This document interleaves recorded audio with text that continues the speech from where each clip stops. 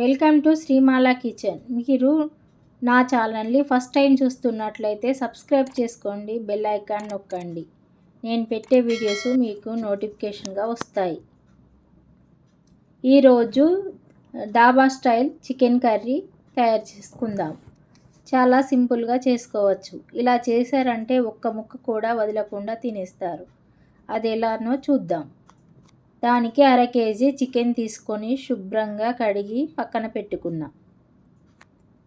నిమ్మకాయ ఉప్పేసి శుభ్రంగా కడగాలండి. అల్లం వెల్లుల్లి పేస్ట్ ఒక్క చిన్న ముక్క కుడక అండి, ఎండు కుడక ఇలా పౌడర్గా పట్టుకోవాలి. మిరియాల పౌడర్ 1/2 స్పూన్, ఒక 2 పచ్చిమిర్చి, ఒక్క 3 ఉల్లిపాయలు ఇలా చిన్నగా కట్ చేసుకొని పెట్టుకోవాలి. గరం మసాలా, చికెన్ గరం మసాలా అండి. ఉల్లిపాయలని ఇలా పేస్ట్ లాగా పట్టుకోవాలి. గ్రేవీ అనేది స్మూత్గా వస్తుంది. ఒక కడాయి పెట్టుకొని ఒక 4 స్పూన్ ఆయిల్ వేసుకోవాలి.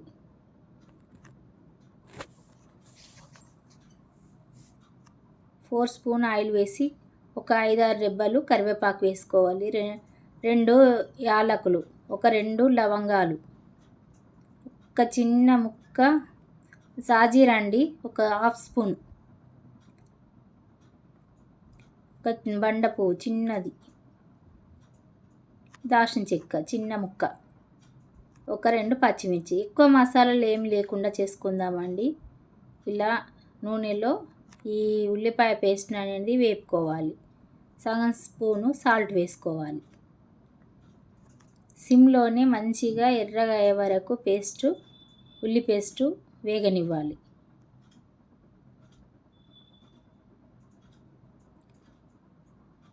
చూడండి ఇలా వేగింది. ఇప్పుడు ఇంకొక నిమిషం పాటు వేగనిద్దాం.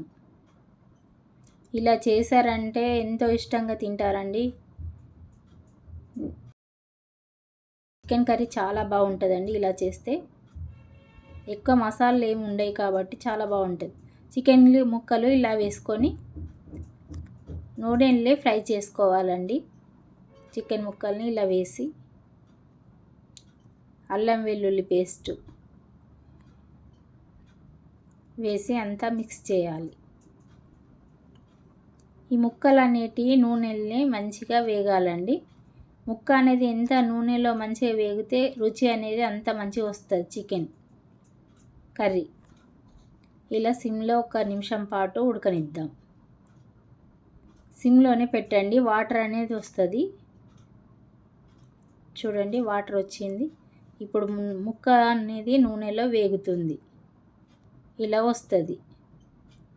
మంచిగా కలిపి ముక్క ఎంత ఎర్రగా అవుతే అంత కర్రీ అనేది టేస్ట్ అవుతుందండి. అది ఒకటి చూసుకోండి. ఇప్పుడు 1 స్పూను పసుపు వేసుకోవాలి.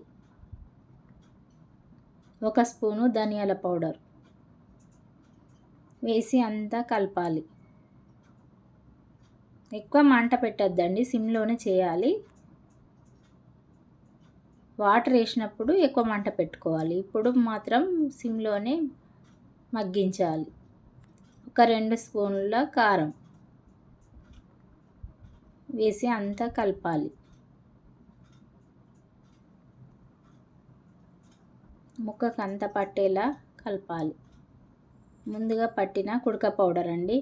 కుడక పౌడర్ వేసి చూడండి ఎంత టేస్ట్ అవుతుందో కర్రీ. అసలు ఇప్పుడు మనం వేయట్లేదు, మానేసినాం, కానీ అసలు కుడక పొడి వేస్తే దాని రుచి వేరు ఉంటుందండి, కర్రీ రుచి. ఇలా మన అమ్మమ్మలు చేసేవాళ్ళు, ఇప్పుడు మనం మానేసినాం ఇలా చేయడం. ఇలా చేసుకొని చూడండి ఎంత బాగుంటుందో కర్రీ. ఇలా 1 నిమిషం పాటు మూత పెట్టి ఉడకనిద్దాం. మనం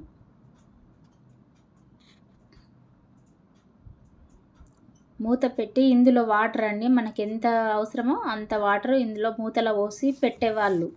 ఈ వాటర్ అనేది వేడైన తర్వాత ఇందులో పోసేవాళ్ళు. అసలు చల్లటి వాటర్ పోస్తే అంత రుచి అనేది లేదండి. ఇలా పోసినప్పటి నుండి కర్రీ అనేది చాలా బాగుంటుంది. అప్పటి నుండి ఇలానే ట్రై చేస్తున్నా నేను. చూడండి ఈ వాటర్ ఇందులో పోసేయాలి.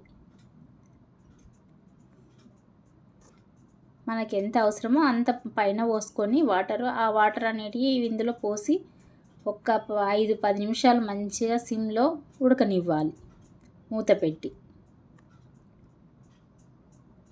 5 నిమిషాలు మంచిగా ఉడకనిస్తే చూడండి కర్రీ రెడీ అయిపోయింది.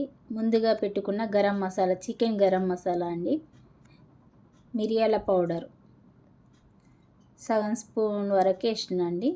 వేసి కొత్తిమీర ఆకు వేసుకొని దించేయడమే. అంతేనండి, రెడీ అయిపోతుంది చికెన్ కర్రీ ధాబా స్టైల్. ఇలా చేసి మీరు కూడా ఎలా వచ్చిందో నాకు చెప్పండి. అంతేనండి, చికెన్ కర్రీ ధాబా స్టైల్. మీరు కూడా ఇలా ట్రై చేసి నాకు కామెంట్ సెక్షన్లో కామెంట్ చేయండి.